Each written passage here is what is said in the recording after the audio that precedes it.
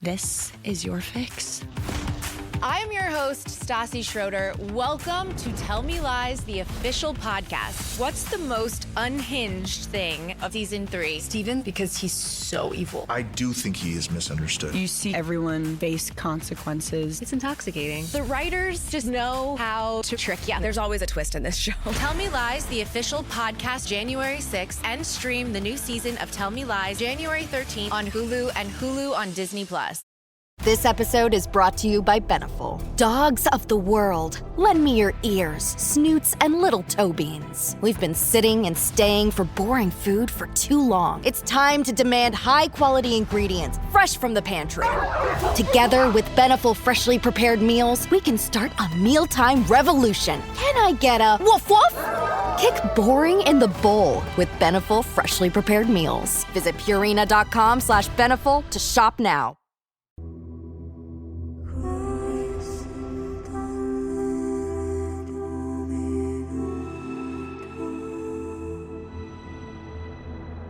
Hey there, we're BookTok for BookTok with Jac and Amy, your book besties who take the novels you love seriously. This is Jac.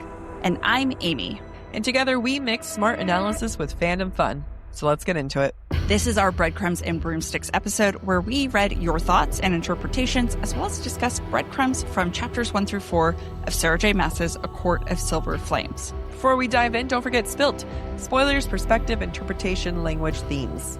If you'd like more information, please go back and listen to the start of Tuesday's episode. And if you want to submit your thoughts for our Breadcrumbs and Broomsticks episodes in the future, make sure to follow us on Instagram where we collect listener submissions. Now, since this is the first Breadcrumbs and Broomsticks of the season, I really want to emphasize for any new listeners, there are spoilers. Like so many spoilers. Who will hate me if you keep listening to this. For this book, for the series, for every other series, for anything with SJM. Anything SJM owns, has written. Yeah. The copyright belongs to her. The trademark belongs to her. Mm-hmm. Like, if you want nothing to do with something SJM has touched, don't listen. This isn't you. We warned you. All right. I swear if you leave a comment saying, why are there spoilers? We will not stand for this, or we will not sit for this. We will stand for this. Sitting and standing will be used accordingly. All right. Breadcrumbs. Yeah. Do you want to take the first one? Sure. In chapter 1, Cassian is thinking about the fact that Nesta does not want to live in the House of Wind and has gotten her own apartment.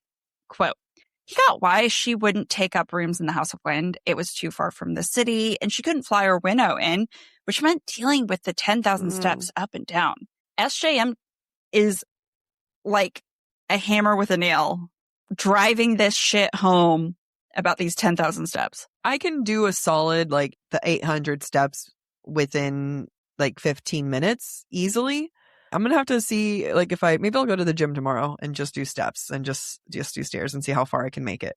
Maybe one day we have to do a challenge. There's women online who do that. It's taken them like a couple hours. Yeah. But I think we could definitely make it to 1,000. I think once I'd hit 1,000, like, the thing is, I know I can do 800 within 15 minutes, which means if I were to go relatively faster, I would do 1,000 under 20 minutes. Do math for me. Easy. I can get it done. No, I'm impressed that you even did that much math. It'd be a little over 3 hours. Yeah. To do 10,000. Once we get for her to try it the first time, it's going to be hilarious because it's like, you're just going downstairs. Okay. That's the easy part. Also in chapter 1, Nesta thinks, quote, they kept paying for it after all. Not anymore. No, your show has come to an end. Also in chapter 1, Nesta, thinking about her power, quote, knew that her silver flame came from a colder, darker place, a place that was old and yet wholly new. Obviously, her power came from the cauldron, which is always in contradictions, old and new, young and old, male, female, etc., etc. Yeah, and we're going to be seeing some of that silver flame. I find it funny when the name of the book is in the book. Mm-hmm. And for it to be like chapter 1, I was like, you know what? I forgive you. You're fine. In chapter 2, when Rhys and Farah hear about Nesta's bill, quote, Rhys had laid a comforting hand on Farah's, squeezing gently before he looked at Azriel and then Cassian and laid out his plans as if it had been waiting a long, long while. Like I was saying, in Frost and Starlight, Rhys hints to having planned this whole entire thing out to help Nesta and Cassian get together. Still in chapter 2, Cassian thinks about the shield Rhys has around Feyre. Quote, no matter that Feyre already had a shield around herself courtesy of Rhys, it had been there at breakfast too. Part of my ongoing training, Feyre had muttered when Cassian asked about the ironclad defenses. So strong they even masked her scent. Mm-hmm. Because people can smell that she's pregnant. Her prego. Smellingness. Chapter 2, Nesta says, quote, and I'm not training at that miserable village. I love those little sly words of at that village. She will train, just literally not at that village. Right. She's being literal, and she says it multiple times. Yeah. Amren says to Nesta, quote, you will not be a prisoner, but there will be no one to fly or winnow you down to the city. If you want to venture into the city proper, by all means go ahead. That is, if you can brave the 10,000 steps down from the house. More foreshadowing. I have an overinflated sense of self. Like, there was a guy at the gym today, one of the guys that I find attractive. He was doing like the lift. Like, that was yesterday when he was like lifting the thing over his bar. Yeah. It was like 25 on each side plus the dumbbell. And I was like, I know it's a lot, but I feel like I could do it. 75?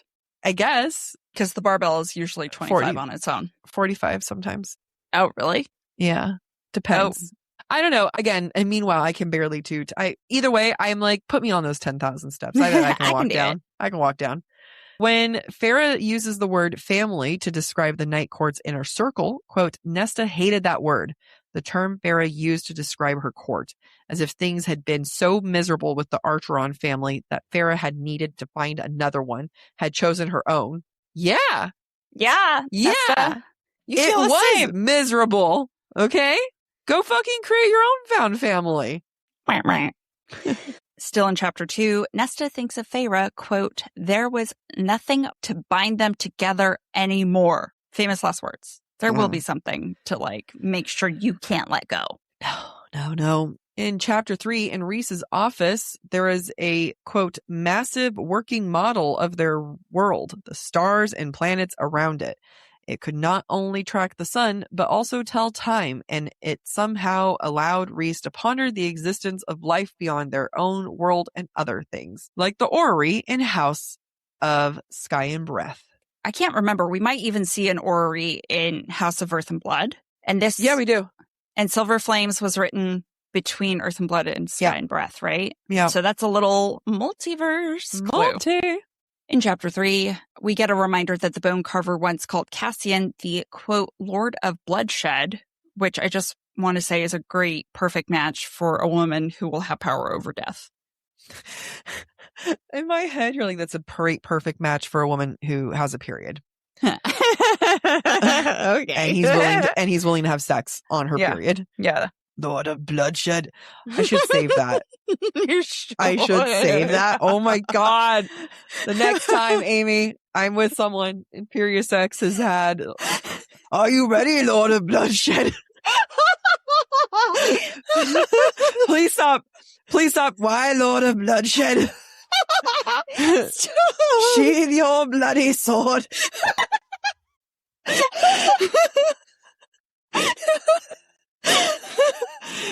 The problem is I can see you doing that. Wait, what? Did you ask so long as you could see it? No. I didn't hear what you said. I said, the problem is I can see you doing that. Like, you would totally do that. The other problem is, one of he or I would text you immediately after. Probably the same thing. Guess what I just said? Do you know she fucking finally said it? Oh, man. Lord of Bloodshed. If anyone's dating a man, they're willing to have period sex. Can you do that, please? Tell us how it goes. Can you be in the middle of it and say exactly how I said it? Like, yes, Lord of Bloodshed. And I need that, please. Thank you. Let me know how it goes. Take one for the team, ladies. I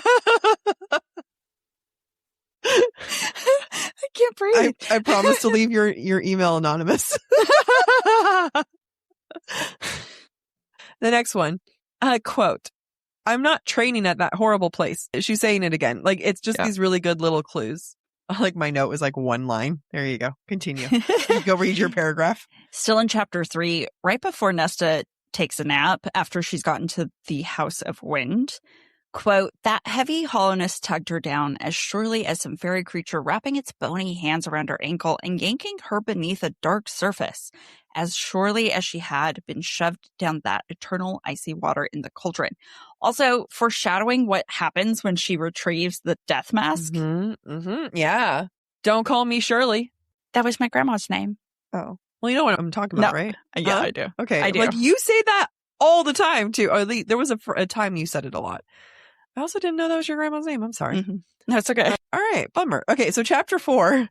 She let the starlight gently brush her head, her face, her neck, imagined it running its shimmering fingers down her cheek as her mother had done for her and her alone. Later on, it'll be, quote, Nesta studied those distant stars again, half wondered if they might speak. My Nesta, her mother had always called her, even on her deathbed, so wasted and pale from typhus. My little queen.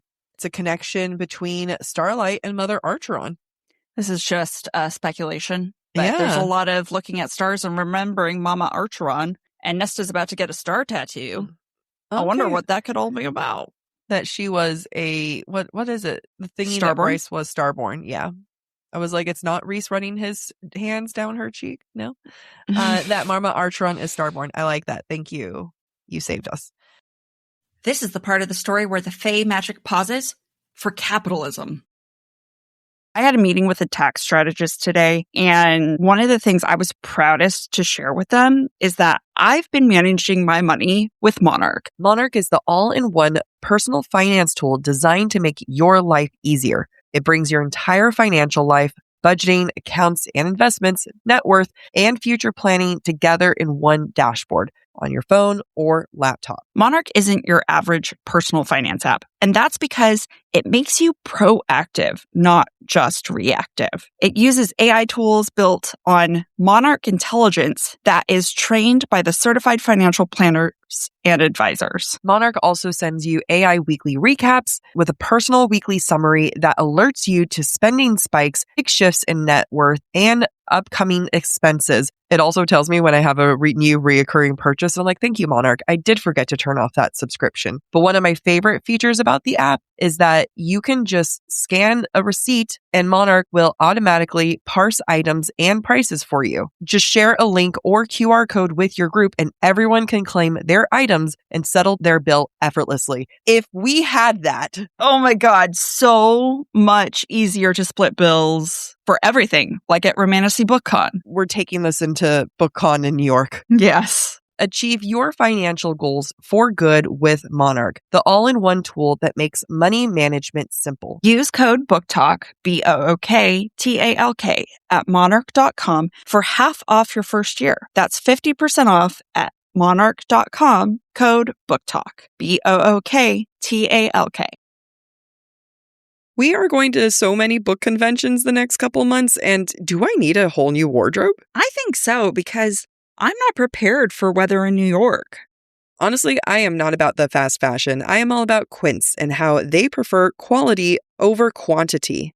Quince makes high-quality wardrobe staples using premium fabrics, like 100% silk and organic cotton. They even have a lightweight cotton cashmere sweater that's perfect for the changing seasons, especially in New York. And they have amazing spring colors, so I'll be able to be very versatile with all of the cute sweaters they have. Quince clothing is consistently rated 4.5 to 5 stars by thousands of customers. Real people wearing these pieces every day actually love them. And honestly, they're better than some of my favorite expensive brands. I personally love my boyfriend sweater that I got last year, and I still wear it all the time. And I'm sad that it's going to be warm, so I guess I'm going to have to find another sweater. Stop waiting to build the wardrobe you actually want. You don't need a closet full of options. You just need pieces that work for you. Right now, go to quince.com/booktalk for free shipping and 365-day returns. That's a full year to wear it and love it. And you will. Quince is now available in Canada too. Don't keep settling for clothes that don't last.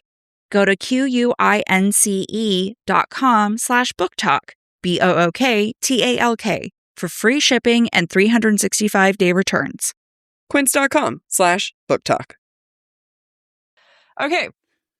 Broomsticks, we asked our listeners, how do Nesta and Cassian's differing perspectives influence your thoughts about Nesta at the start of ACOSF? And we Also got known as Silver Flames.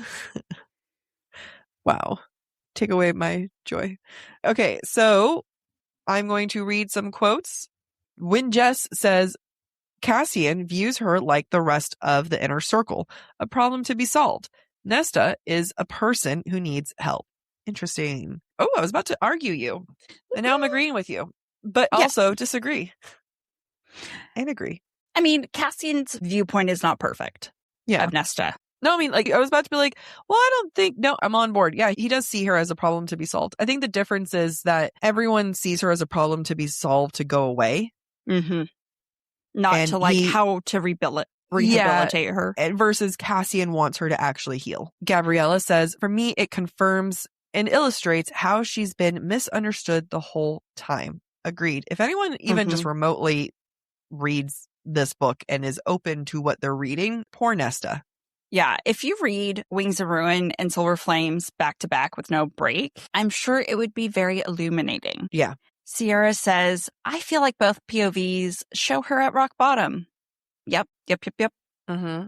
Gretch says, I think it helped us see the good in Nesta before she could see it in herself, which I love. Yep. Jess says, people don't always recognize trauma and struggle with its reality sometimes, like Nesta.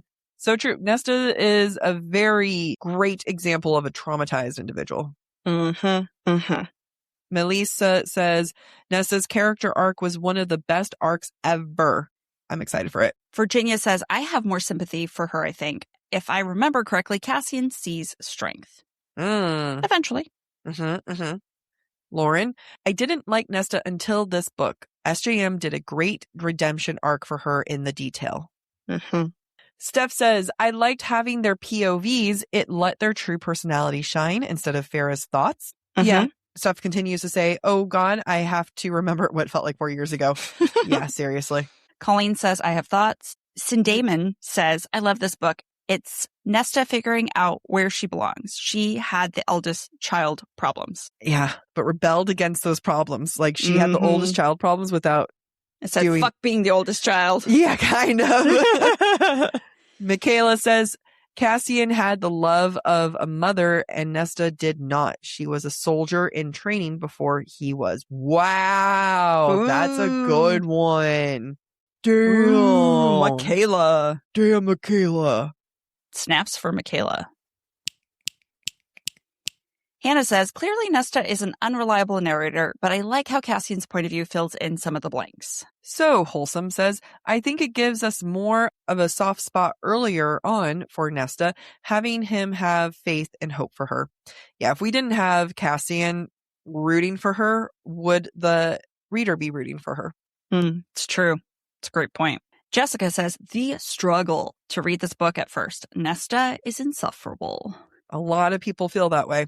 A lot of people do. We're here to know. I don't know. I have no stance. No, I do. We love her. Caroline says, I'm starting a re-listen so I can answer. But for now, just here to say I am excited for this. You know what? Thank you. Thank you. B.N. Varango says, he gets the soft side and she gets the harsh side. They even each other out and I'm so excited.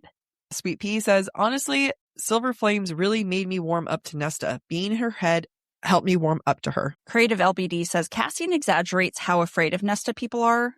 The hookup wasn't afraid of Nesta, but Cassian. But who's the reliable narrator? Well, I knew neither of them were going to be unreliable. I don't think I understood just how unreliable both were until these first few chapters. Yeah, I knew that from Nesta. I'm shocked with Cassian. Yeah. And if you want more confirmation of how unreliable he is, it's the fact that he never tells Nesta he loves her once this entire book. You were personally harmed in that process. I really am. I am. Continue. Read one, Amy. I can't right now. Eve says, it's interesting to see how at the beginning, both Nesta and Cassian hate Nesta. Yeah. Shout Fair. out Eve. Dreamy says, unless Nesta repairs her relationship with her sisters, I don't know if I'll ever have respect for her. Challenge accepted. Who knows? This is going to be 12 episodes, guys. Yeah. I'm going to go on a journey, and so will you. Gabrielle says, love the story arc and Nesta's character development. Laura loves lemon. Such a great... Oh my God. A ginormous moth came into my room. I'll deal with it later. Cassian is the reason the reader has hope for Nesta. He believes she is worth it. That's a good point. I mean, if we don't have someone having faith in us, will we have faith in us? It's fair. And the answer is no. I think we have some more DMs. Don't we have DMs? You've got DMs and I've got emails. Okay, that's what you were saying. We were like, you've got this and I've got that. And then I forgot what either of us got. That's okay. That's okay. I forgive you. Thank you. All right. From Savvy. Silver Flames is my favorite ACOTAR book. Nesta is criticized by both the other characters and readers for the way she handled her trauma, but healing isn't linear and incredibly difficult to do with no support system / a support system that only makes her feel judged. As the eldest child, Nesta lived through and remembers the entirety of the transition from wealth to poverty and had to process the death of their mother, loss of their wealth, and the loss of a reliable caretaker as a child. It angers me, the kind of accountability and responsibility the Inner Court expects a trio of humans turned fae that haven't even been alive for like 25 years to have. None of them were responsible for Valaris or the Night Court that young. So, to expect Nesta to buckle up and get it together like they didn't have decades and centuries to wallow in anger or pity is hypocritical. Rhys's ability to read minds and 500 years of existence should have given him perspective, grace, and more sympathy for Nesta, but his rose-colored glasses for Feyre would not allow it because, quote, Nesta's mean. Nesta was angry, traumatized, resentful, jealous, scared, grieving, and in an unfamiliar world. She worked her ass off in this book to unlearn bad habits, build new ones, relapse, do it again and again and again. I love so much that through it all, she found her people, her power, her strength in this book. Mm-hmm. Also, I hate the pregnancy trope. Thanks for listening to some of my thoughts. Sincerely, a youngest child who actually doesn't relate to Nesta at all, but loves her anyway. I love that. Yeah. This is essentially a popularity contest sometimes, I think, where Nesta didn't win the popular vote with Rhys and doesn't want to win the popular vote with Rhys. And therefore, the others aren't going to like her either. And that's just honest. Like, really, that's just more in Amren. Yeah. Because Cassian loves her. Feyre loves her. Azriel, I don't think he gives a fuck about anything. Well, they become friends in a way. They become friends, but like, there's no animosity between Azriel right now and everyone else. I'm like, is it a B? I'll figure it out.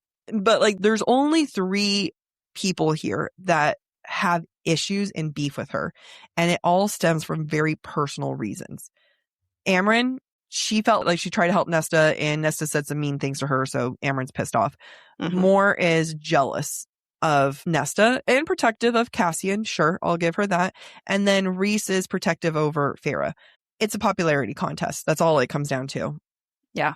If Rhys had said at one point, Nesta's my sister-in-law, get your shit together, people would have gotten over it.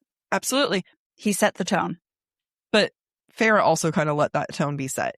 And I don't blame him for setting that tone. I would want my partner to have my back over my sisters also. Like, you know, be resentful and hateful for me when I can't. Like, I'm going to read a couple of DMs. Yeah. This one is from Raluca. Oh, I'm excited about this. My favorite book in the series is Silver Flames. I cannot wait to listen to your analysis of it. All right. This is from Arwen. Okay. I think that Silver Flames is such a great example of perspective, but so many readers miss this. They completely change their minds on Rhys after have spent 3 books getting to know him. And I'm not saying, nor would I ever say that he's perfect. However, nor that I would say his behavior in Silver Flames is out of character. But Nesta has never liked him, and she chooses to continue to see him how she wants to, and readers suddenly decide to believe Nesta's perspective completely and forget Feyre's, and neither perspective is the absolute truth. Feyre is biased by her love for him, and Nesta is biased by her hate for him. We are all victims of our own bias and our own perspectives. We see the world the way we want to, and it is absolutely different than how others see it. I think we've all known someone that maybe everyone liked, but we didn't, and vice versa. Like we were just saying, popularity. We also get Cassian's perspective in this book, and his feelings on Rhys, and readers like to ignore that, though Cassian is probably the most emotionally intelligent of the whole inner circle. So anyways, Silver Flames is about perspective and point of view, and most people miss that. Also, why do we have to choose? So many readers act as if to love Nesta then means that they have to hate Farah, or vice versa. Why can't we love and value them all and see that their different perspectives both have value? I think many of us also relate to having a different experience in our own families than our siblings, and that's totally okay. End rant. Thank you. Looking forward to your analysis. I know it'll be insightful as always, and Silver Flames is so rich in emotional development, dealing with trauma, mental health, etc. I know it'll be great. And I didn't even mention that very significant multiverse crossover includes in Silver Flames. Yeah. It's a popularity contest, guys. Yeah. It was Arryn? Arryn? Yeah. Arryn. Arryn? Aryn? Yeah. Arryn? Or I think. Arryn. We don't Or know. Arryn. Yeah, no, she put it great.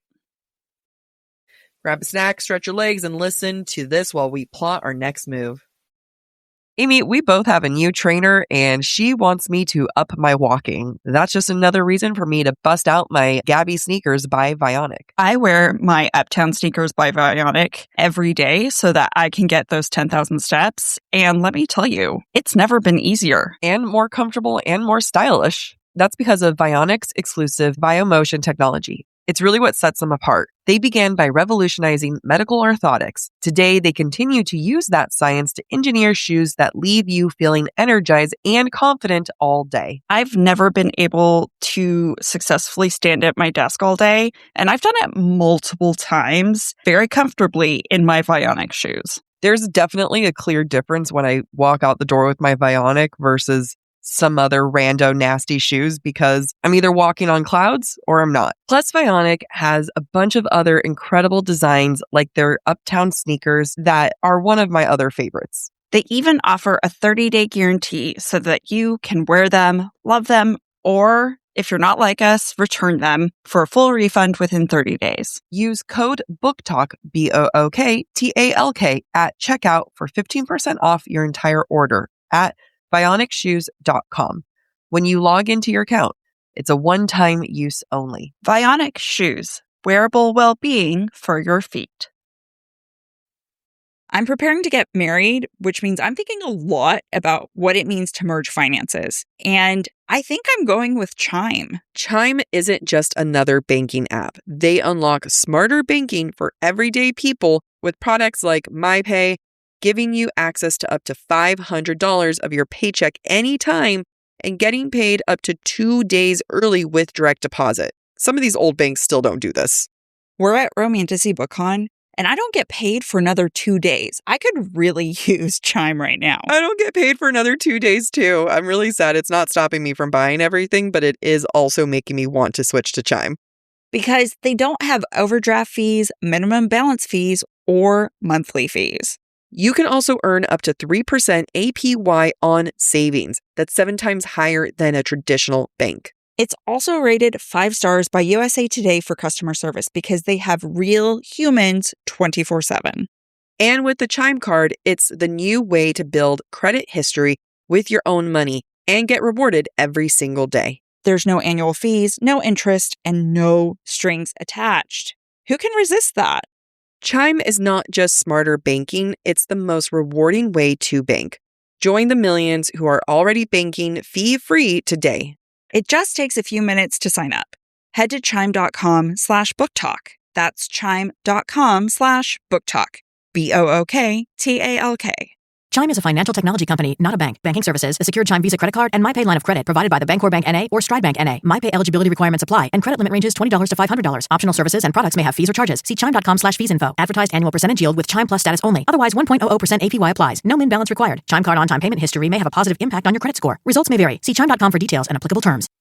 All right, I'm going to read Hannah. I've been waiting for this moment.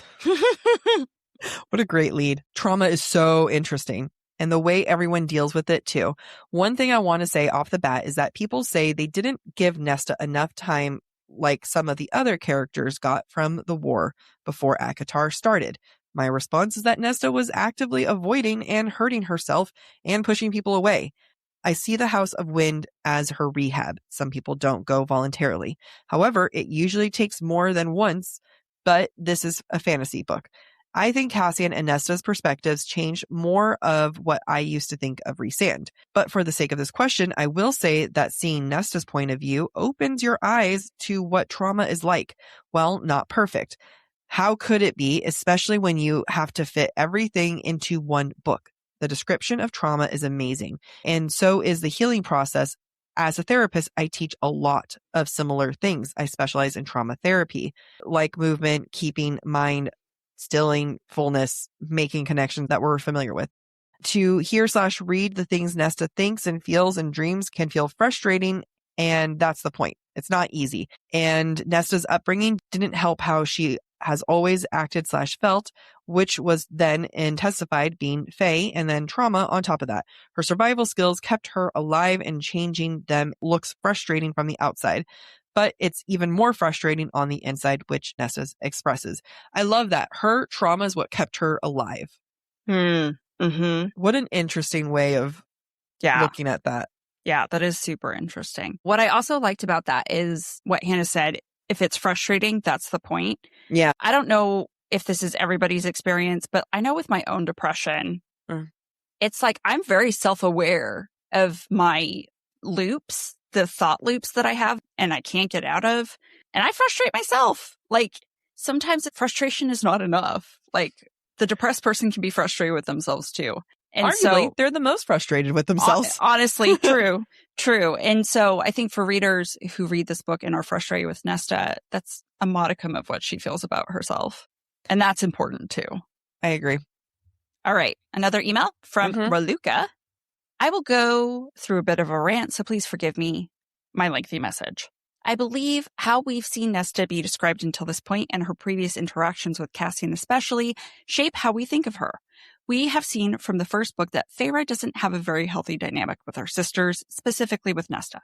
We have seen Nesta be judged and overlooked by those around her, maybe besides Cassian, but especially by Feyre. Granted, all of the previous books had Feyre's lens and perspective almost entirely, so it makes sense that by this point we mainly agree with her about what Nesta is like. I think it's very interesting how Cassian's perspective is, in my opinion, both very similar to how we've seen Nesta be described in the books before Silver Flames, but also very different, in that even though Nesta is now Fae, it humanizes her a bit more. Let me explain. We have always seen Cassian be more in tune with her needs and understanding of her experience. Silver Flames is no different. We see Cassian worry for her and display a level of understanding for her that we haven't really seen with Feyre before. However, I believe that Cassian doesn't fully understand Nesta, especially in the beginning of the book. We find out that it has been over a year since we last left off in Frost and Starlight. It is obvious from the first chapter in Silver Flames that this year has been rough for Nesta. She lost weight. Her cheeks are hollow. Her eyes are dead. Along these lines, yet, even though we know that going into the cauldron and being turned Fae has been a deeply traumatic event for her, and even though Cassian knows this, we still see him tuck his wings and plant his feet, falling into a fighting stance before talking to her, saying phrases like he, quote, prayed that the lovely home Feyre and Rhys had just moved into wouldn't be reduced to rubble after getting Nesta there. How nice that Cassian is concerned for Nesta's well-being after knowing what she went through, but more concerned about Rhysand's furniture. I understand that Nesta had unimaginable amounts of poorly controlled power after taking that something from the cauldron, but everything in Cassian's perspective in the beginning of the book makes her seem like a ticking time bomb and like a crisis management situation instead of a person. Meanwhile, we see from the get-go that Nesta still has copious amounts of PTSD and leftover trauma. All she can see is her father dying. She can't even hear the crackle of a fire without getting triggered. We find out that she was also deeply traumatized by the water in the bathtub and that she pushed herself to get over that trauma all alone. She even goes as far as to have 4 locks on her door in a futile attempt to, quote, keep the monsters at bay, as if those tiny things will give her more security. Basically, she's not well. Her perspective, even though she might not realize it or accept it, is a cry for help. We finally get to see inside the mind of one of the most hated and debated characters in this series because she was rude and a wildcat, quote unquote. And what we find inside is just the poor recovery efforts of a young woman who went through something and is in deep need of some therapy. Which reminds me, I started going to therapy at 26. I think Nesta's younger than that. The poor recovery efforts of a young woman. Oh. Yeah, that I'm going to hits. sit with that one for a while. Yeah. An uninformed young woman. While I do believe that Cassian is the most emotionally intelligent character of the Thorns and Roses series, I think he still has a long way to go at the start of this book. But for someone who has seemingly understood Nesta and seen through her mask, I would expect more than reducing her to just another enemy on a battlefield. I realize I've been going hard on Cassian right now. Honestly, I could talk about this for hours. I'm hard on everyone else in the Inner Circle and Silver Flames. However, having been that ignored and misunderstood person, I identify with Nesta, and I understand going through something and lashing out at the people you love or icing them out. I'm not excusing Nesta's behavior by any means. The woman has a lot of growth to do, but I'm just saying, let's give her a little grace. Thank you for sticking with me through my train of thoughts. I fully recognized I am biased when it comes to Nesta. I absolutely love her and the story in Silver Flames, and I love you ladies and your amazing podcast. I love it. Thank you. More people need to be harsh on Cassian because I worry I will not. I mean, again, I have my full faith in my ability of getting pissed off at a man, but keep me honest, ladies. Keep me alive here. All right. This is hilarious. This is from Eman. She writes, "Hello, dropping off my assignment for Silver Flames. Nesta's guilt, shame, self-loathing, and isolation makes her appear hostile, and she keeps pushing everyone away because of this, but also feels alienated when she sees Elaine and Farah interact with the rest of the Inner Circle after Mist and Fury. Like, why can't I grow out of my misery, but my sisters get to?" Which makes us empathize, but at the same time, we're led to think that she deserves this because she thinks she deserves nothing. With Cassian's point of view, he doesn't see her as broken, just wounded. He shows us this is her trauma response, not cruelty, which encourages us to look beyond all her mistakes and see the resilience beneath, which he ultimately cultivates and proves to be, in my opinion, a cornerstone of their relationship. That he is able to see her beyond walls, that even she loses herself. Thank you for coming to my TED Talk. I cannot wait for the season of Silver Flames. Yay! I love it. You guys, I'm just going to keep having hope for everyone and people and Cassian. This is from Caitlin. "I don't know if Nesta is mean, bitchy, or self-destructive. Can't she be all three? For me, she's irredeemable until she works on her relationship with her sisters." Interesting. I love, give it to me. Give me a controversial take. In Silver Flames, Nesta replaces Elaine and Farah with some other women she can seemingly start over with who don't know her. Maybe it's me anthropomorphizing Nesta in relationships that I've had, but I see and feel the same abandonment of Nesta in those within my own life. Instead of admitting fault and working to repair the hurt and pain caused on every side, Nesta, takes the easy route of starting over with her new people, as though the past will disappear. I see Nesta as a coward, and it gives me the ick. Oh, let's talk on that. What? Ooh. All right. Yeah. Ooh, let's dig into this one. Said like the point of view of a person who might be Farah or Elaine. And that's not a bad thing, right? Everybody's got their own story and their side of a relationship, right? Yeah. And it is cowardly for Nesta to not talk to her sisters. It is cowardly of Nesta to say, I'm going to have a found family. Farah did it first, but I'm going to go find a family and avoid trying to repair the relationship I have with Farah and Elaine. On the flip side, there's a lot of history between those sisters that at least a decade's worth of history that needs to be worked through. That can't be worked through in one book. Yeah. But is also just difficult. The other thing is, I think Nesta and Farah, going back to something we said earlier, it would be great if the two could talk because they would see they have so much in common. Yeah. We don't know where Elaine's at. No. And there's no healing until we know Elaine's story and Elaine is open to that healing. Yes. Even Aylin would pause to catch her breath. We'll be right back. Struggling to find the right metabolic wellness support, even when you're doing everything right, has been one of the most frustrating things for me in my health journey. I've tried other metabolic wellness support providers, and I often feel rejected rather than supported by the process. That's because Brello is focused on long-term health, longevity, and performance, not quick fixes. Brello is designed for people who want a more sustainable approach to their metabolic wellness support. Their support helps you focus on habits, education, and structure alongside provider oversight. Getting my GLP-1 through Brello has been so easy. They make it so effortless, and they provide all the support I need through their app. Their app is one of a kind in my book because it allows you to track progress, manage reminders, and stay on top of renewals. And if you're like me, managing the renewals is the hardest part.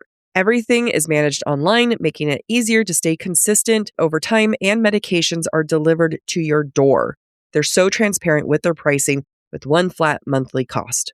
Go to BrelloHealth.com to see if you qualify and explore their GLP-1 plans, starting at $133 per month for your first 3 months, plus access to their app, community, and wellness classes. That's BRELLO health.com. Any information provided is for informational purposes only and should not be construed as medical advice. It is not a substitute for professional medical consultation, diagnosis, or treatment. All patients must consult with a healthcare provider prior to the prescription or dispensing of any medication, which will be done only pursuant to a valid prescription. Compounded drug products are not FDA approved, and the FDA does not evaluate their safety, effectiveness, or quality. Patients are encouraged to discuss the risks, benefits, and appropriateness of any medications, including compounded products, with their healthcare provider before use. Sleep is important to everyone, but I am bipolar, and sleep is one of the most important things that I can do to protect not just my mental health, but my physical health. I always strive to get around 8 hours of sleep a night. Honestly, I have to shoot from 8 to 10 hours a night. And it is so important for me to know that everything in my body is helping me get that balanced sleep that I really need. For me, the big shift was realizing that sleep isn't just about hours. It's the foundation for everything: performance, mood, focus, recovery, even how you age. The part that surprised me is that you can't fully understand your sleep without looking at your lab tests. If your sleep is off, your results will likely show it with elevated inflammation and shifts in glucose and cholesterol. And when sleep improves, that's going to show too. That's what I appreciate about Function. It gives you real data so you know what's happening inside your body. Sleep isn't just a habit, it's biology. And if you want to look deeper to see whether you're improving it or troubleshooting how to improve it, you have to measure it. I have my first appointment with Function to get my blood drawn for next week. What I did appreciate about it, though, is that they are making sure that it's coordinated around my period. They weren't just like, come here, give us blood. It was like, hey, let's make sure you get the best results possible.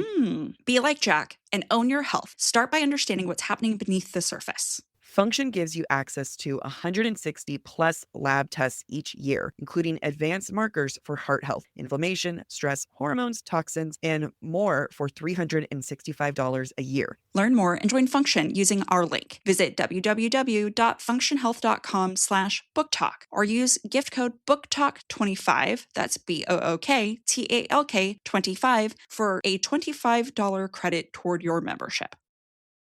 I love this comment. I want to dive more into this comment. I think that when it comes to healing, can't it be both? Like, I think Nesta needs to learn what a healthy female relationship looks like before she can go and try to make a healthy female relationship. I totally respect this listener that's like, until you go and make peace with the sisters that you fucked over, I'm not all there for you. And yeah, she does go and find these other women. The only other true female relationship that she had, because Elaine is someone that she had to take care of, Farah is someone that she resents, was Amryn. And Amryn chose Farah. And Amryn chose Reese. Amryn chose Reese, which is even more heartbreaking. And the thing is, you need a bestie who's going to choose you. And it is messy and complicated, and there is so much history there. And, you know, you need someone where, like, if anything was going on with your family, Amy, I'd be like, well, this is so easy. I choose you. Yeah. That's not even a question, you know. Even though Nesta's not right, you just need someone that you feel like is in your corner. I think that's what it comes down to. Like, she doesn't need to be proven right. She just needs someone in her corner. Yeah. Well, and I like what you said earlier. Nesta's never had a healthy relationship. No. Regardless of gender. Mm-hmm. And yes, she gets to have a clean slate with Emery and Gwyn, but that's like the sandbox where you get to practice. Yeah. Like you said, how to have a healthy relationship so that she can learn and take it back and be like, okay, this is what I want. So I always think about this a lot with my brother who's closest in age to me. We were at each other's throats most of our lives until I was about 14. I went and visited a friend and went to summer camp with her. Then I went home. Dylan, my brother, went and visited the same family because my friend had a younger brother his age. So they hung out. They went to boys camp together.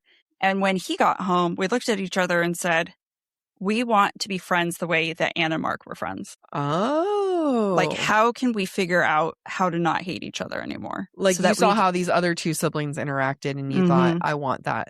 Yep. Interesting. Yeah. What a nice, healthy way of, like, at least approaching it at that age.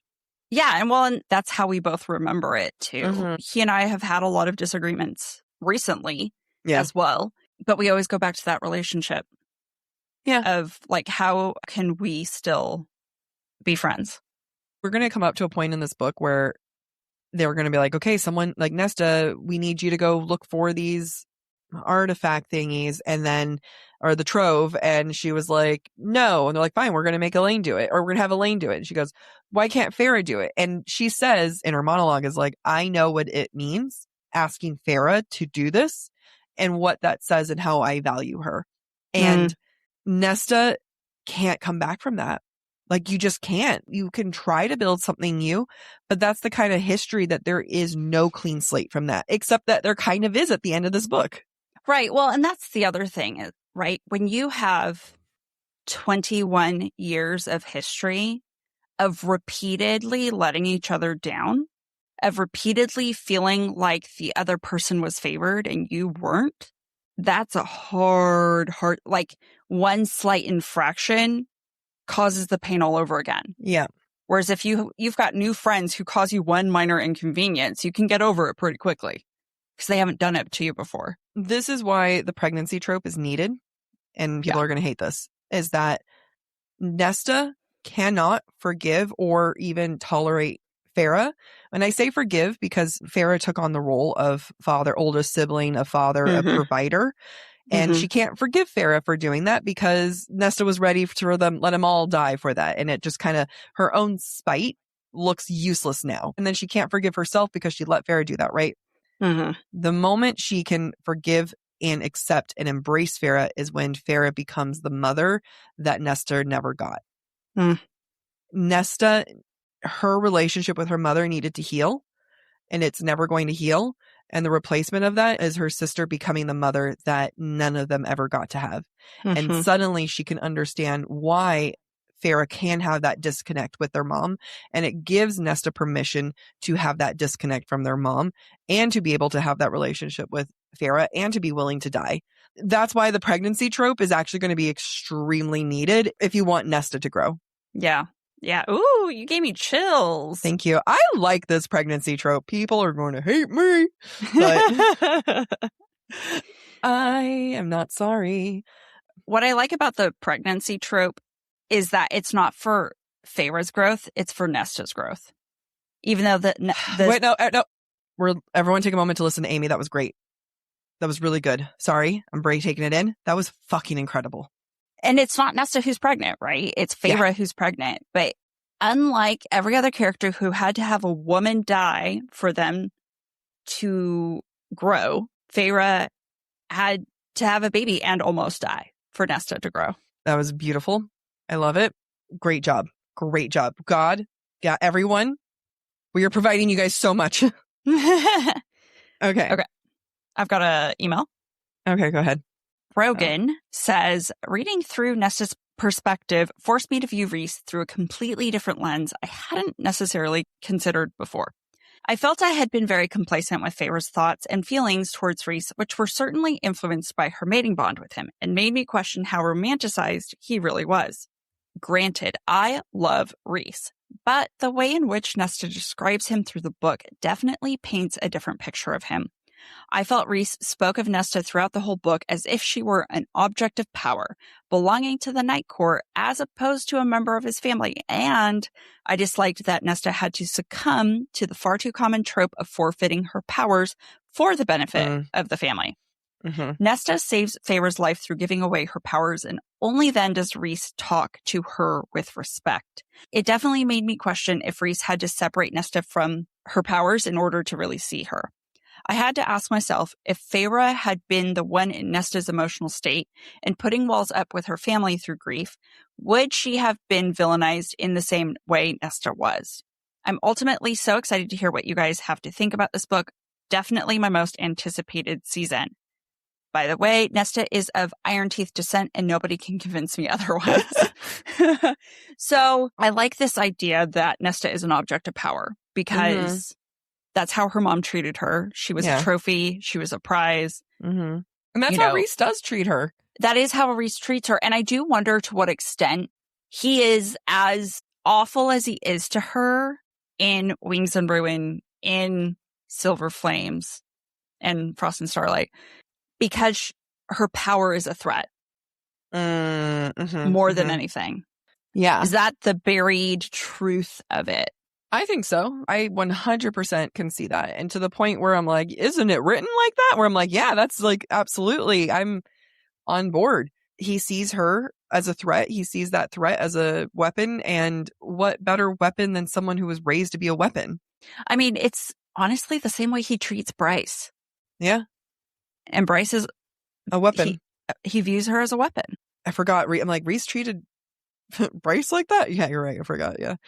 God, I need to go back and re-listen to that book. That's going to be one. Oh, shit. I should probably do that now. Maybe. Anyway. All right. I'm going to read one more and then we can save some of these for a listener episode thoughts. Okay. Yeah. All right. This comes from Isabel. It's been a long, long time since I read Silver Flames, but I think their differing perspective helps to humanize Nesta a bit. I remember being low-key frustrated by her character during the first read because she felt selfish and taking advantage of everyone else's kindness. But I understand where that came from because she was suffering from substance abuse and depression, if I remember that right. I think a reread would make me feel differently about her and understand her better. Cassian's point of view, I think, helped to humanize her and provide some comedy and lightheartedness and soften her edges a bit. I think him seeing the good in her helped us to see through her harder exterior. I'm excited to hear your analysis on this book and be shown how to see the characters 100 different ways that you two do best. I love that you challenge listeners to open our minds to all the different sides of a character's and themes. Aw. You know, I feel like we're coming in soft. I feel like I've done nothing this episode. I don't think I've challenged anyone. I think we've had some great thoughts. Yeah, but like, we've been more controversial. We're just getting warmed up. You know what? Maybe that's what it is. I really do feel like my brain was like struggling to come out of first this episode. And if you feel like I've made myself in the third gear, maybe even fourth gear, thank you. Yeah, I think it doesn't help that half of our Heir of Fire season, we also struggled. We were beaten down. It doesn't help that morale took a hit. You know, take Heir of Fire writing quality and compare it to Silver Flames writing quality. Like, it was a hard job we had. That is true. I don't want to go back to Heir of Fire. I don't want to do that again. No. That was a hard season. Yeah, the writing quality was rough at points. Other points, it was fantastic. It was like, where did you come from? Where did you go? Yeah. Yeah, no, Silver Flames is going to be an interesting one. I think it was like, you and I looked at each other over text and was like, was chapter 1 really long? Yeah. Yeah. We're like, and then later on, you and I were both like, all of the meat and stuff was in chapter 1 and 2. Everything else just kind of started cruising along. But I think this shows that when SJM has something to say in this book, She's going to have something to fucking say, and we are going to be here and listen. And analyze. Over and over again. At least until episode 12.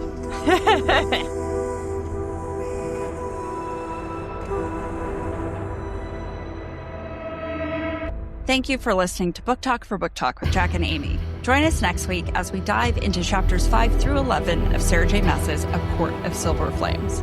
If you're enjoying the show, don't forget to rate, review, and subscribe on your favorite podcast platform. It really helps other readers find us. And of course, we'd love to hear what you thought of today's episode. Share your comments through our forum at booktalkforbooktalk.com, and we might feature your feedback in a future mini episode or in a Patreon exclusive episode. For merch and more ways to support the show, head to booktalkforbooktalk.com. You can also follow us on TikTok, Instagram, and YouTube at the handle Book Talk for Book Talk. And don't forget to join us as we keep the analysis going by subscribing to our Substack to get more insights into the romantasy and romance genres. Head to the subtextsocietyjournal.substack.com. Bye.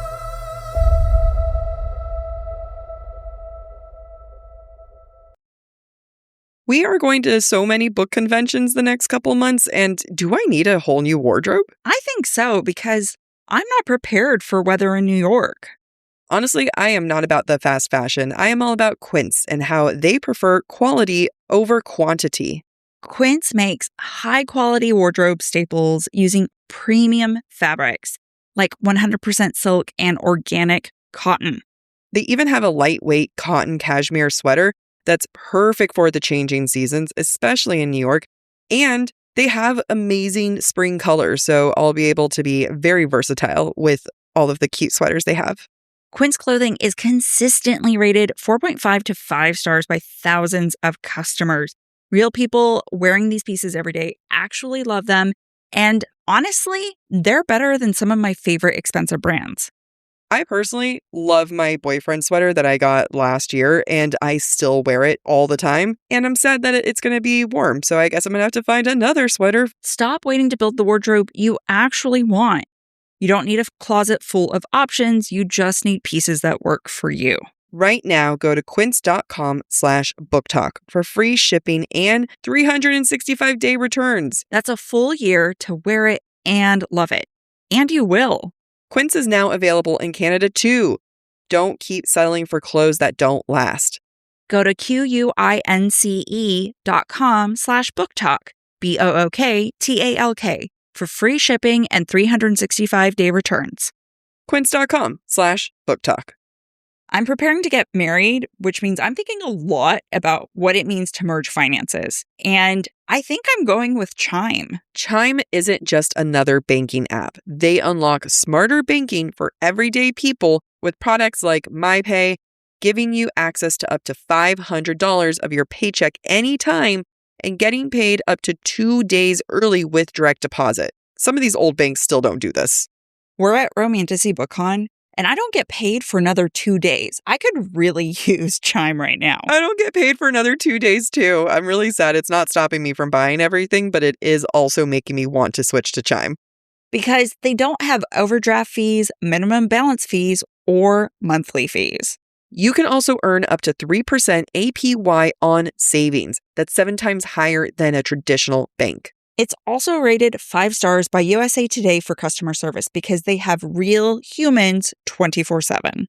And with the Chime card, it's the new way to build credit history with your own money and get rewarded every single day. There's no annual fees, no interest, and no strings attached.